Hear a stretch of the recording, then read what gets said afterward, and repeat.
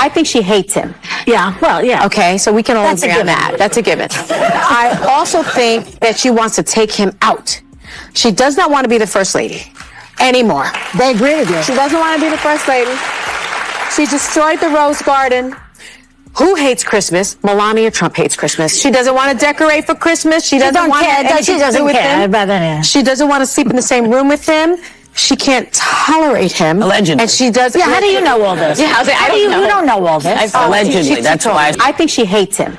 In less than 60 seconds, Sonny Hostin painted the image of a marriage so fractured and so cold that even Trump's most loyal supporters could not laugh it away, not because it was too cruel, but because deep down it felt too true. This was not a first lady standing beside him. This was a woman fading into silence. And for a man who thrives on appearances, that is the loudest message possible. What comes next is made of real quotes, public footage, and a heavy dose of awkward truth. So do not go anywhere, because next is Trump in full panic mode. We can all agree on that. That's a given. I also think that she wants to take him out. She does not want to be the first lady anymore. She doesn't want to sleep in the same room with him. She can't tolerate him. Allegedly. And she does. Yeah, how do you know all this? Yeah, You don't know all this. I admit, I may not have. It sounded like gossip, but Sonny Hostin framed it as strategy. Melania did not just vanish from the campaign trail.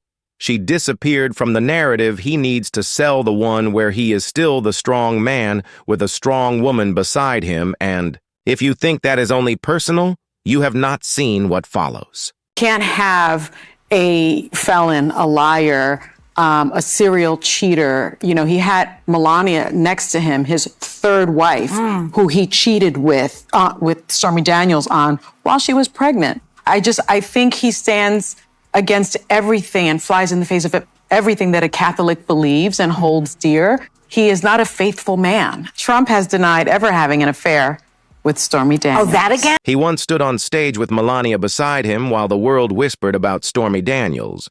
But what Sonny highlighted was not only the cheating, it was the choreography. Because when your marriage is part of the campaign, the silence of your spouse becomes part of the message, and Melania has been silent for a very long time. Time in a courtroom, as you have. That's a good one. I was also recognized with a Special Achievement Award by the Department of Justice. You remember the Department of Justice, right? It's the agency that's been pursuing you for decades. These countries are calling us up, kissing my ass. Melania may have stepped out of the spotlight, but her absence left an echo, and Sonny has been watching the act long enough to see who is directing it.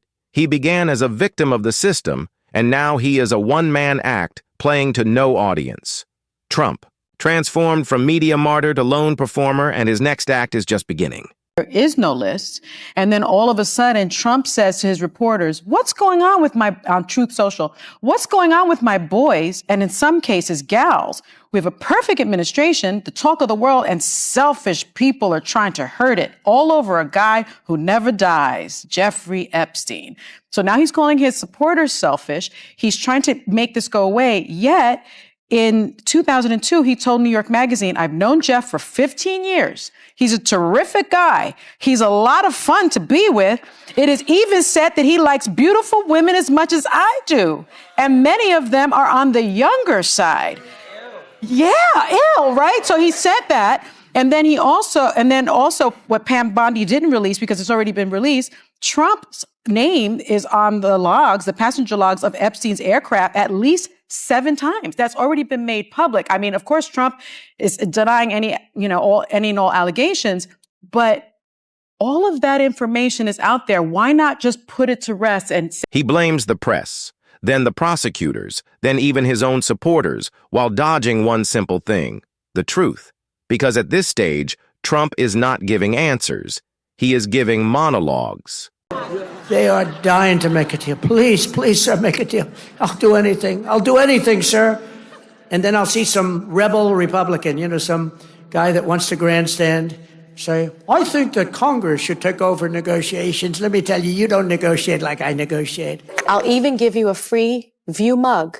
Not to be confused. Transparency has never been part of the act. No real answers, just the same old script. The world is unfair, the media is cruel, and somehow it is always someone else's fault. But as Sonny points out, this is not leadership. This is a man clutching a microphone not to inform or to serve, but to convince himself the stage still belongs to him. Shot. Because that's your area. I don't think he knows what he's doing. He bankrupted Trump built an image of strength, power, and control. But now that image is being replaced by something far more permanent. He wanted a legacy. But what he got was a mug shot. And when Sonny offered him a View mug with a grin, it was not just humor. It was a line in the sand. One mug is for guests. The other is for people under investigation. And in that moment, the mic in Trump's hand did not sound like authority anymore. It sounded like denial, bouncing around an empty room. Failing to remember is that he bankrupted 2 casinos. He had 6 bankruptcies. Nobody does that. He's just not a good business person. He doesn't understand economics. His professor at Wharton Business School basically said he was the dumbest student he'd ever had in his career. And these are just facts. So Trump definitely doesn't understand economics. He's listening to someone who you say doesn't understand economics. And so there is no end plan. There is no game plan. He doesn't know how to negotiate. He couldn't negotiate himself out of a paper bag. So Whoopi's point at the very beginning, meaning that clip that we played, that he's saying, He calls himself a businessman, yet he did not simply fail. He bankrupted casinos twice. Sonny did not need to stretch the truth. She simply read the record. 6 bankruptcies, a Wharton professor calling him the worst student he ever taught. And no plan, no strategy, no clue what he was doing. Because here is the truth, when you lose money in a casino, you are unlucky.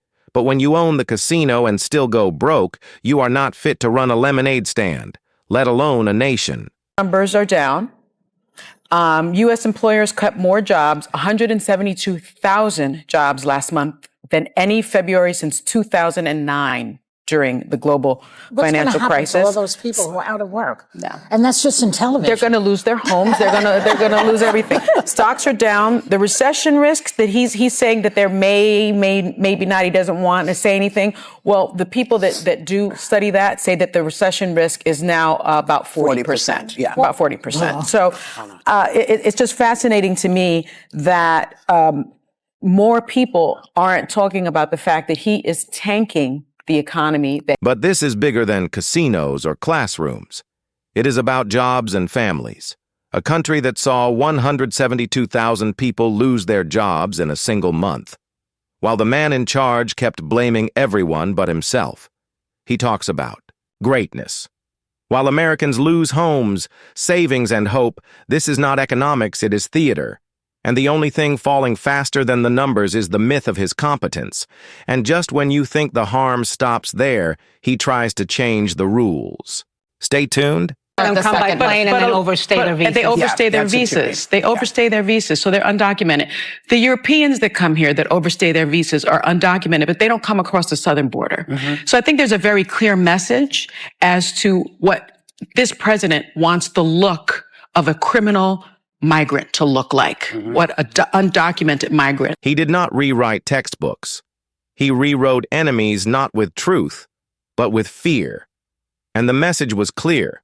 Undocumented meant dangerous, but only if you crossed the right border with the wrong skin. This was not just prejudice. It was curriculum, a presidency. That replaced learning with indoctrination, until an entire generation stopped asking questions and started pointing fingers. Erase the truth long enough, and what follows is not ignorance, but control, and that is exactly what he reached for next. A third term, a muted constitution, and the grip to make it last. Andy Ogles, a Republican of Tennessee, on January 23rd, just 3 days after Trump was inaugurated, already proposed amending the 22nd Amendment to allow Trump to serve a third term. I think he doesn't want he's not going to say that J.D. Vance is a successor because he thinks he's his own successor. But doesn't that mean that Obama can run also? Well, you would think so because part of the resolution says no person shall be elected to the office of the president more than 3 times. And the argument is that Trump needs more time to accomplish his agenda. Within days of his presidency, Trump's allies were already floating the idea of a third term, not because he earned it, but because they thought he was the only one who could dismantle democracy correctly.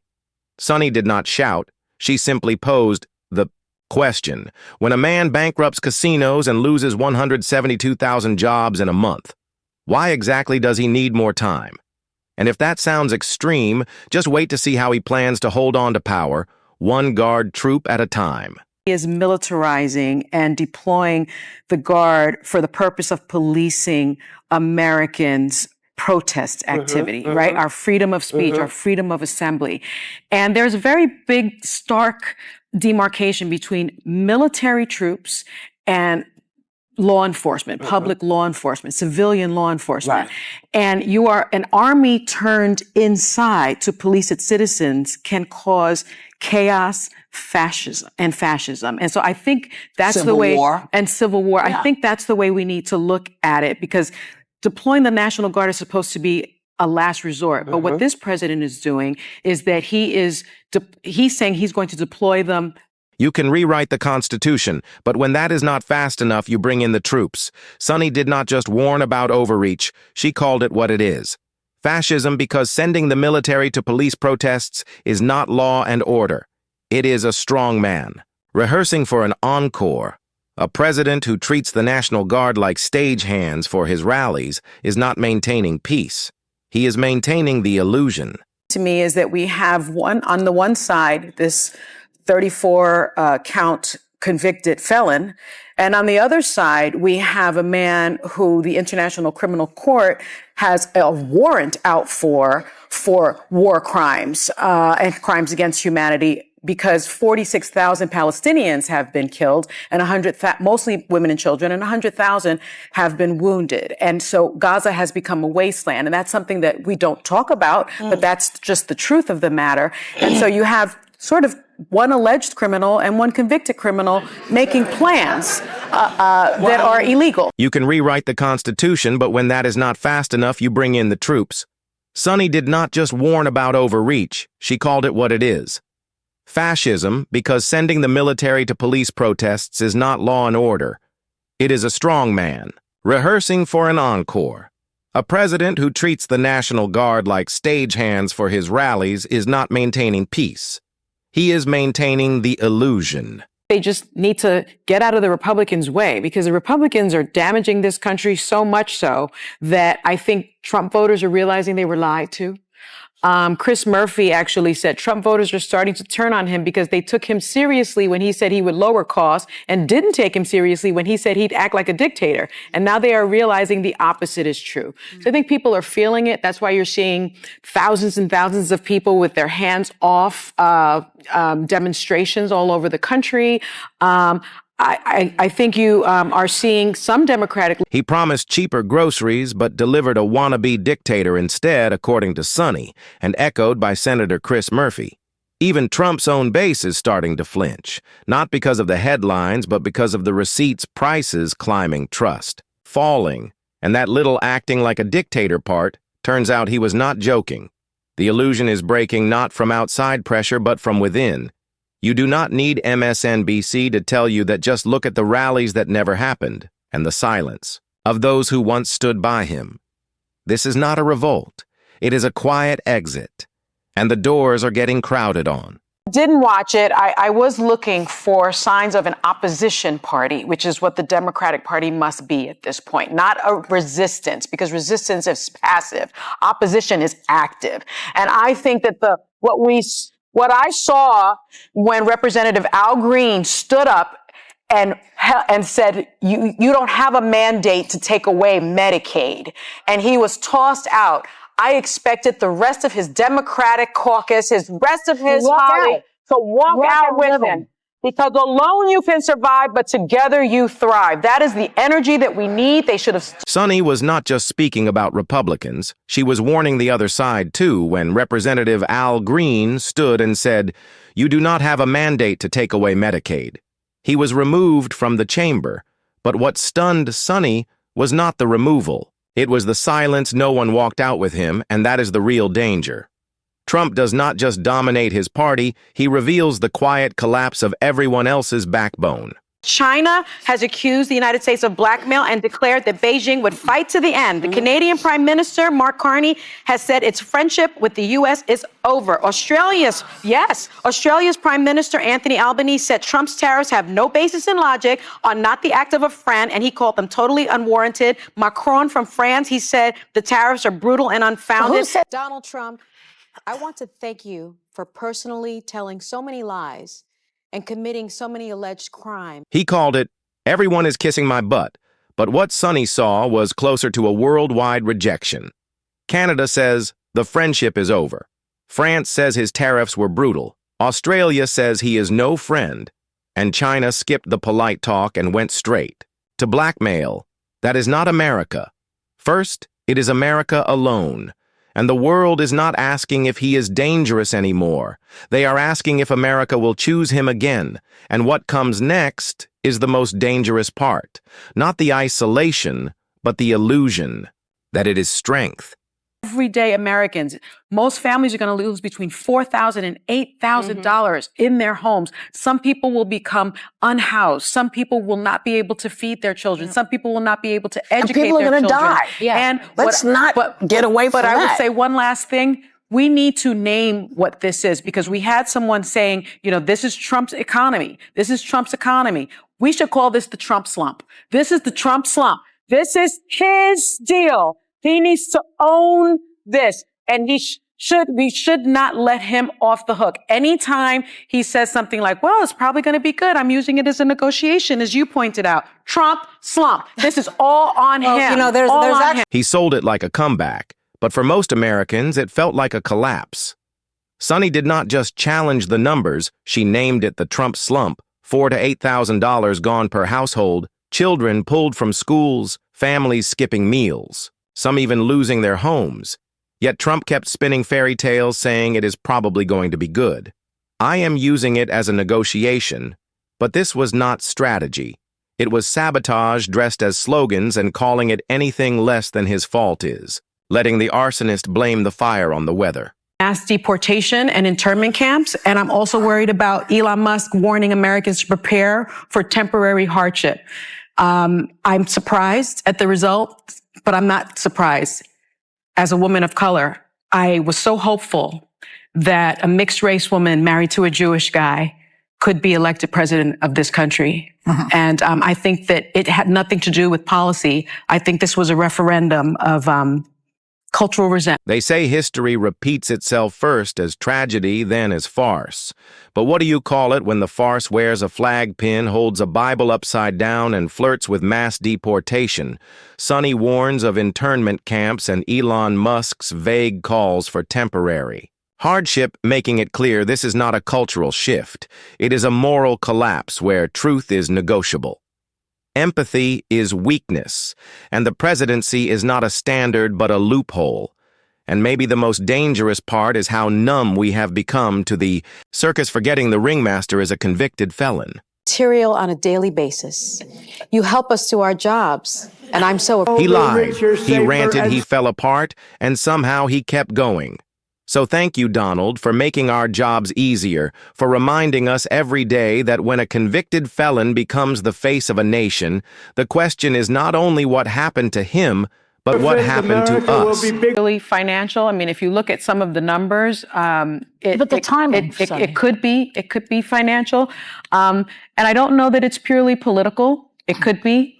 But my concern is if it is political, then everyone should be concerned. People on the right should be concerned. People on the left should be concerned, because it's very clear that if it is political, this is the dismantling of our democracy. This is the dismantling of our Constitution, right? And so the First Amendment is the First Amendment for a reason, and that is freedom of the press, freedom of speech, freedom to speak truth to power. If that is taken away, if the comedians are being attacked, then that means our Constitution is being dismantled. He calls it politics. Some call it payback. But if this is how we treat the truth by silencing the press, by turning comedy into crime, by branding dissent as treason, then it is not just one man on trial, it is the Constitution. And if that falls, we do not just lose a president. We lose the country when truth is treated as a threat, and even laughter is under attack. This is not just an election. It is a fight for the survival of democracy. Democracy does not collapse overnight. It erodes when lies become normal, when power is unchecked, and when silence becomes habit. Not because people agreed, but because at some point they stopped resisting. Less than a year. The content here comes from public statements, real footage, and documented records. Names are not invented. Quotes are not altered. If it feels uncomfortable, it is probably because it is true. If you are tired of the noise and ready for reality, subscribe, share your thoughts, and pass this on. Because the next election is not only about politics, it is about who gets to define reality.